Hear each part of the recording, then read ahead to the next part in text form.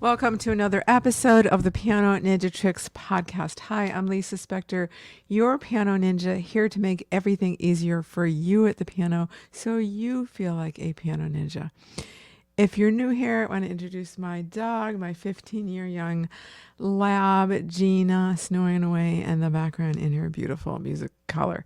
A lot's happened since I saw you. So first of all, we went on YouTube Live twice. On Sunday, I performed Red, White, and Rhapsody in Blue with featuring American music of Gershwin, of course, and Earl Wilde and Zach Gulaboff Davis and Amy Beach. So you can catch that. Still, the replay is on my YouTube channel. And if you're just listening to this podcast, not listening and not watching, that is youtube.com/Lisa Spector. And this morning, Wednesday morning, I started my new YouTube Live series, which is Piano Practice in PJs. And so if you're listening and not watching right now, I'm in my piano ninja costume. A little bit ago, I was in my PJs because that's just what I do in the mornings. Let's put it this way. It's what I've been really working on all year of getting back to doing. Then for decades and decades, it's what I did of getting to the piano first thing in the, not always first thing, but in the morning, hopefully before other technology has turned on. And I just love practicing in my PJs. So I just thought I'd open the camera to you and show you how I practice, what I practice, why I decide what to practice when, and so forth. So you can catch that series. Today was a little bit longer, but they're going to be like 20 to 30 minutes because generally that's about how long my practice sessions are. If you don't yet have my checklist on Focus 20 Minutes of how to turn 20 minutes into an hour's worth of productivity, you can find that at lisaspector.com/practice. So today's was a little longer because it was an intro, but future sessions, next one will be on Friday, and they're going to be about 20 minutes of whatever it is I'm working on in my music life. And I did a little more talking today of than I'll be doing in the future, but it'll be just cameras on and I'm in my pajamas practicing. Probably won't have had a chance to put on makeup. We'll see. So we'll see you there. So in the meantime, one of the things that I was practicing today was Chopin, as I'm preparing for a Chopin concert date to be announced and recording the masterclass I gave for my Piano Ninja Tricksters Club on Chopin. I want to make that public to you. So I'm recording that. So it's going to be a lot of excerpts of Chopin, but I went back to one of my pieces I've had for decades, which is the third Scherzo. And so what I'm going to do here for you today in the podcast is demonstrate how I combine a lot of piano ninja tricks. So I will tell you, when you're new to the piano ninja tricks, learn one at a time, but even if you're not new to them, implement one at a time. So this is my creation, so obviously I'm experienced at this. So I'm doing a lot of them in a short, condensed time. But when you're newer to this, really don't move on to your second piano ninja trick. Even if it's 2 measures or 4 measures of music, don't move on to your second piano ninja trick until the first one feels like just natural. It feels like you're breathing. It feels like you couldn't play the piano without it. That's how I am with cyclical rhythm and quick reflex motion. I don't ever think about them. I just do them because it's years of forming this habit. So until you've gotten to that point, you don't need years, but you just need some time on each trick till it gets really comfortable and you're not thinking about it, then add the second. When those two are really comfortable and you're not thinking about it, then add the third, and so forth. So when I did this practice session, it just reminded me that these runs in the middle section of the third Scherzo of Chopin have a ton of piano ninja tricks that I'm applying seemingly all at once. But again, I've had these for years. So this is the soft running section. My mother used to call this, it sounded like waterfalls. This is the recap. It's towards the end because it's the softest and it's just so beautiful. So what I'm going to do is play a little bit first. I'll do one of these, maybe 2 in tempo.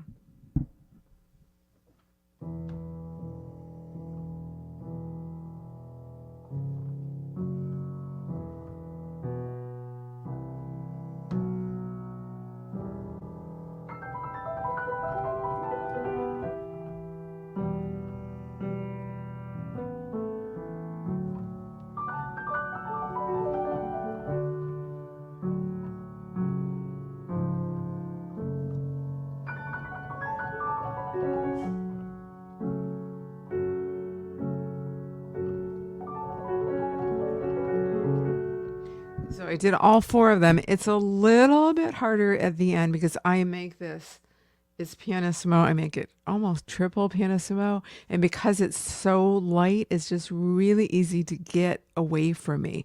So this is how I was practicing this during my practice session on YouTube Live, but also I'll do a little bit of that here.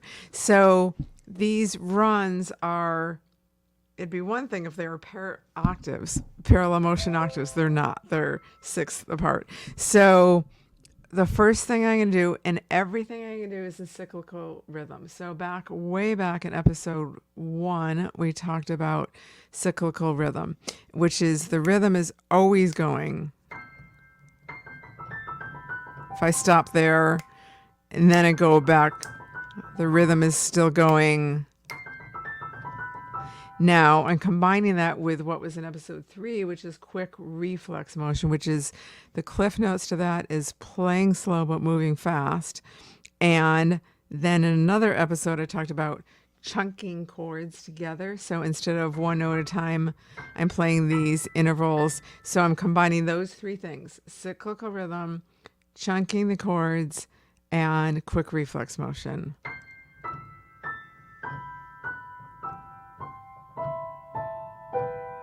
And now I'm going to combine a 4th one. Again, don't do it at home like this. You're going to take more time with it and then go on.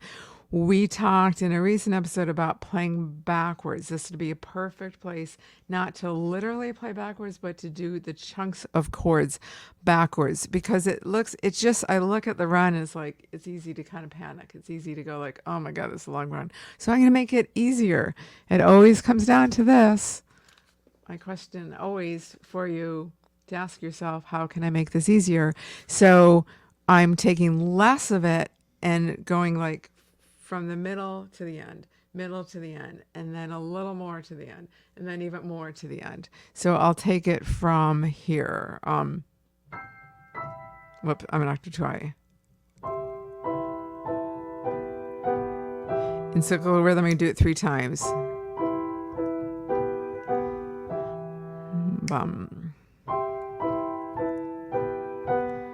Now I'm going to go back to the beginning. So now this is how I'm practicing backwards. I'm going to go back to the beginning.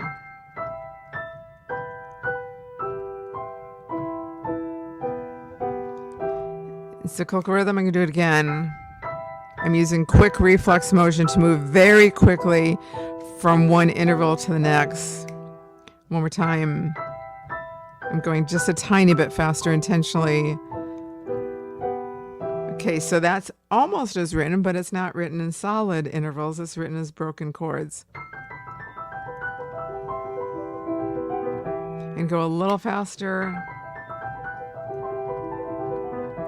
And I'm going to intentionally now play a little bit more into the keys than eventually I want to, just because I feel like I'm walking on eggshells a little bit. You know that feeling? So I'm going to play a little more into the keys and just dig in a little more.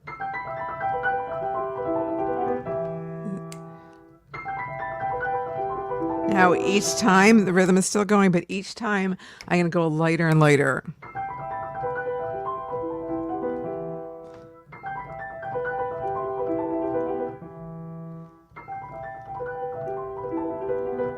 One more time.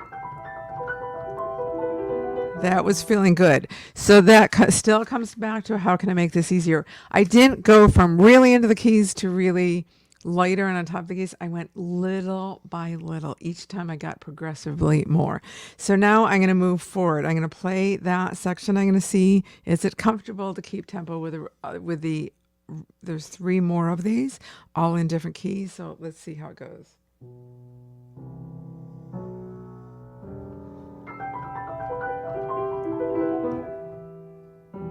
It didn't sound, I'm going to do it again. It didn't feel very comfortable.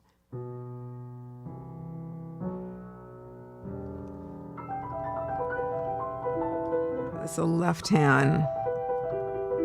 I just need a little more pulling up the notes in left hand so it's clean. So I'm focusing on other times I play into the keys. This time I'm pulling up the notes.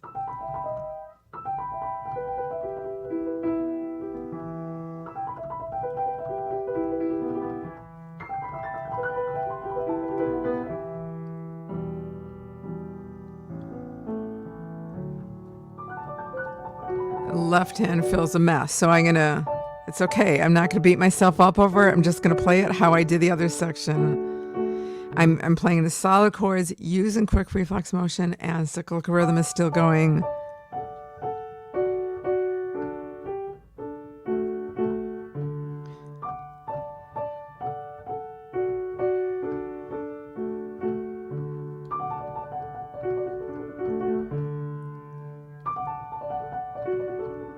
Feels so much more comfortable.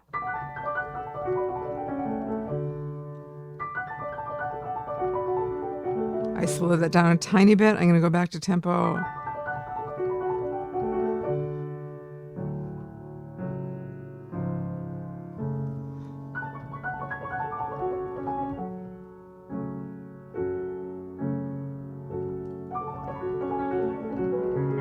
So I'm going to put all of this together.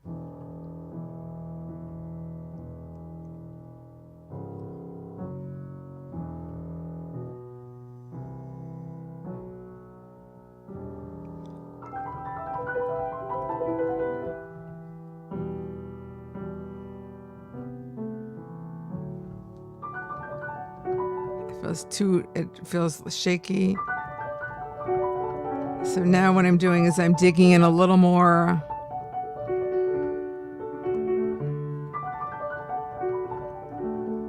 It feels like I'm digging in a little more with the left hand with the right because it just needs it for security.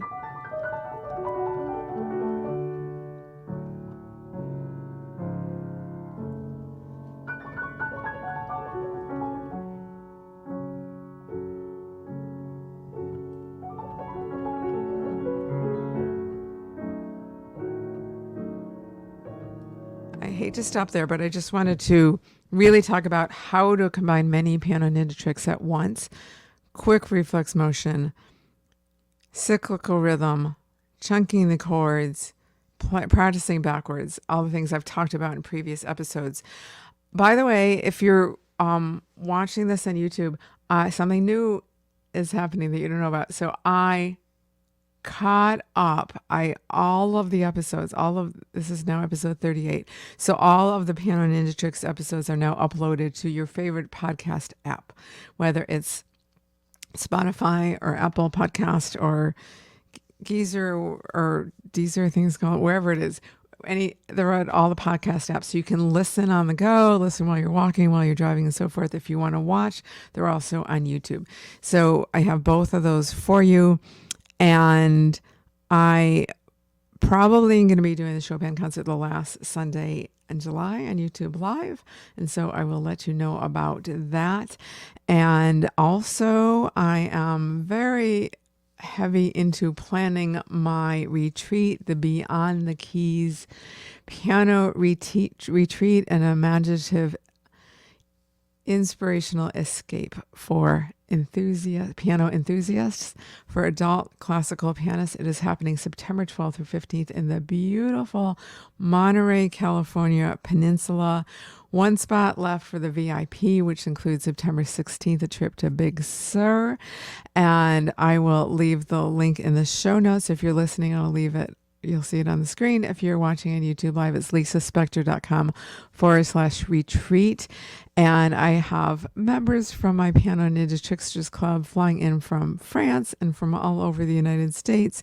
And we are also welcoming non-members because when you join now, we have a little more than 2 months to go. You get 2 months included for free in the Piano Ninja Tricksters Club, where I help adult classical pianists learn twice as much in half the time. We have a wonderful community of pianists. In addition to learning all the Piano Ninja tricks, we meet online twice a month, and we have mastery classes where you submit your questions and I answer them from the piano, and I do a Piano Ninja Tricks demonstration each month. And sometimes we have fabulous guest experts talking about stage nerves or how to improvise or what things that are not always my specialty. And it's just a fabulous community. You get 2 free months when you join our retreat. I'd love to meet you in person. It's not mandatory that you perform for everyone. You can show up for the retreat and no one will hear you, or you can play in the master classes, and you can also play in the finale concert, but it's totally optional. And we are not spending all our time at the piano. It is called Beyond the Keys because we are getting outdoors. I believe that improving as a musician has as much to do what you do off the bench as it has to do on the bench. So we are getting out to the beach and having a sound bath meditation at the beach. We're having a taiko drumming lesson because that really helps your rhythm. We're having a piano movie night where I'm bringing in piano movies, some of which you've probably never heard of, and watching together. We're doing lots of piano talk and getting outdoors and enjoying this, going to art galleries in Carmel. It's just known for art. It's artist community. It's such a wonderful artistic community. So join us in September. I'd love to meet you in person. In the meantime, it is back to the piano for me, signing out with my normal outgoing music, the Chopin F minor etude. And I will see you hopefully in the next practice session on YouTube Live, which is Friday morning, the 12th of July at 9 Pacific, 12 Eastern, 6 Central European time.